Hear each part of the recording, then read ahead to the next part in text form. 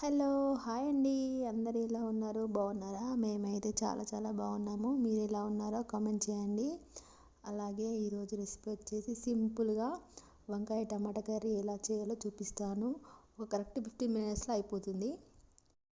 ముందుగా బాండి పెట్టుకొని అందులో కొంచెం 2 టేబుల్ స్పూన్ ఆయిల్ అండ్ జీలకర్ర, ఆవాలు, కరివేపాకు, ఒక 5 పచ్చిమిర్చి, ఆనియన్ ఇవన్నీ వేసుకొని మంచిగా వేగనివ్వాలి. ఇవన్నీ వేగిన తర్వాత అల్లం వెల్లుల్లి పేస్ట్ కూడా వేసుకున్నాను.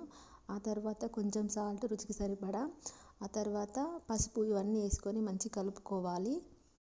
ఇవన్నీ వేగిన తర్వాత మనం కట్ చేసి పెట్టుకున్న వంకాయ ముక్కల్ని కూడా అందులో వేసుకోవాలి. వీటన్నింటిని మళ్ళీ ఒకసారి కలుపుకొని ఒక 5 మినిట్స్ మూత పెట్టుకొని ఉంచుకోవాలి. ఎందుకంటే ఆయిల్లో డీప్ ఫ్రై కావడానికి. ఆయిల్లో డీప్ ఫ్రై కాకుంటే బాగోదు. అంతలోపు ఇక్కడ వేడివేడిగా అన్నం కూడా రెడీ అవుతుంది. పిల్లలకు మార్నింగ్ బ్రేక్ఫాస్ట్ టమాటా రైస్ చేశాను. ఆ తర్వాత మూత మీద కొన్ని వాటర్ పోసుకోవాలి. ఎందుకంటే వాటర్ అన్నయ్య ఆవిరిలా కిందికి వచ్చి వంకాయ ముక్కలు మంచిగా ఉడుకుతాయి. 5 మినిట్స్ తర్వాత చూస్తే ఇలా ఉడికిపోయింది. ఆ తర్వాత టమాటాలు కూడా వేసాను. కారం కూడా వేసాను, 1 టేబుల్ స్పూన్. మీ కారం తగ్గట్టు మీరు వేసుకోండి.